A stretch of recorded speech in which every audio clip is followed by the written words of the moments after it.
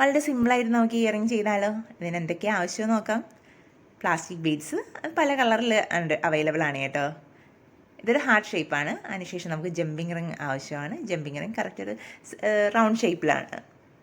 ഇതാണ്. ഇനി അടുത്ത് ഗോൾഡൻ റിങ്ങും ഗോൾഡൻ ബീഡും അതിനുശേഷം ഗുങ്കുരു സ്മോളാണ് എടുത്തിട്ടുള്ളത്.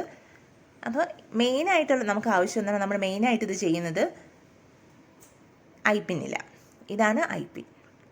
ഇനി ഇത് ബീഡ്സ് പല കളറ് നമ്മൾ ഡിഫറെൻറ്റ് കളറ് ഇങ്ങനെ കോർത്തെടുക്കുക.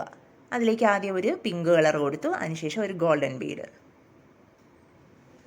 അതിനുശേഷം അടുത്തൊരു നെക്സ്റ്റ് യെല്ലോ കളർ വീണ്ടും ഒരു ഗോൾഡൻ ബീഡ്.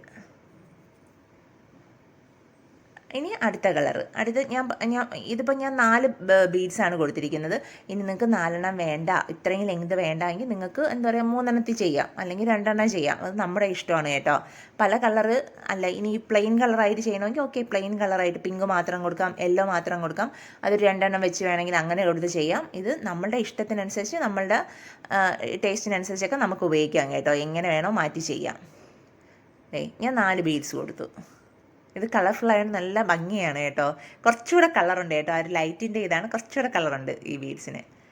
ഇനി കണ്ടോ, അതിൻ്റെ എഡ്ജ് എടുക്കുമ്പോൾ ശ്രദ്ധിക്കണം. ഞാൻ 4 ഇട്ടപ്പോൾ അത്രയും ഏകദേശം എഡ്ജ് എത്താറായി. അതിനുശേഷം അതിന് നമ്മുടെ ഐപ്പിന്നിലെ ആ ബാലൻസ് വന്നതിന് സൈഡിലോട്ടൊന്ന് ചരിച്ചു കൊടുക്കുക. എന്നിട്ട് അതിന് തിരിച്ച്.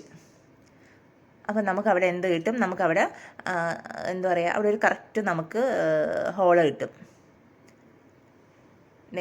ഇതുപോലെ അത് കറക്റ്റായിട്ട് ആദ്യം സൈഡിലോട്ട് ചരിച്ചൊന്ന് പ്രസ് ചെയ്യുക, തിരിച്ച് നമ്മുടെ ഈ പ്രഷർ വെച്ച് ചെയ്യുമ്പോൾ എളുപ്പമാണ് കേട്ടോ. അല്ലാതെ പറ്റത്തില്ല, പ്രഷർ വേണം അത് ചെയ്യാനായിട്ട്, അല്ലെങ്കിൽ കൈ ഭയങ്കര വേദനയായിരിക്കും. ഇനി നമുക്കവിടെ ഹാങ്ങിങ് കൊടുക്കാൻ, അറ്റാച്ചൊക്കെ കൊടുക്കാൻ ഭയങ്കര എളുപ്പമാണ്. കണ്ടോ, ഇത് ഗുങ്കുരു, ചെറിയ ജമ്പിങ് റിങ് ആണ് കേട്ടോ. ജമ്പിങ് റിങ് ആണ്, ഇത് കുറച്ചുകൂടെ വലിപ്പമുള്ളത് കൊണ്ട് എൻ്റെ കയ്യിലുണ്ടായിരുന്ന ചെറുതാണ് കേട്ടോ. അതിനൊന്ന് ഓപ്പൺ ചെയ്യുക, അതിലേക്ക് ഗുങ്കുരു കൊടുക്കുക.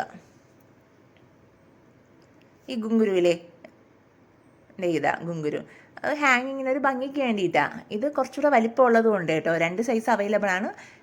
ഞാൻ കുറച്ച് ചെറുതാണ് കൊടുത്തത്, കുറച്ച് വലുതുണ്ട്. അത് തീരെ വലുതല്ല, ഇച്ചിരി കൂടെ ഒരു വലിപ്പമുള്ളത്, അത് കൊടുത്താലും നല്ല ഭംഗിയാണ്.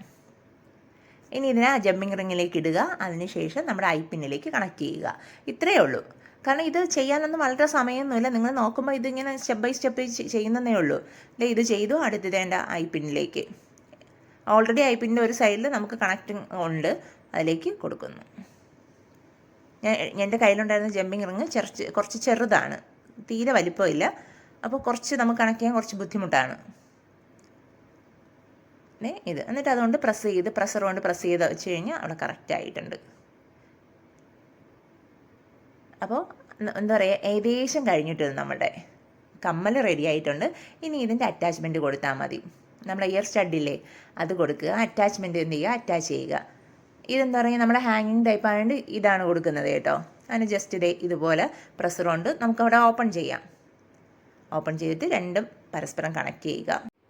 വളരെ സിമ്പിളായിട്ട് നമുക്കൊരു 5 മിനിറ്റ് പോലും വേണ്ട കേട്ടോ ഇത് ചെയ്തെടുക്കാനായിട്ട്. അത്രയ്ക്ക് എളുപ്പമാണ്, അത്രയ്ക്ക് ചെയ്ത് കഴിയുമ്പോൾ അത്രയും മനോഹരമാണ് കേട്ടോ. ഇതിൻ്റെ ലെങ്ത് കുറച്ച് നമുക്ക് കുട്ടികൾക്ക് ചെയ്യാം, നമുക്ക് വലിയവർക്ക് കുറച്ച് വലുതായിട്ട് വേണമെങ്കിലും ചെയ്യാം.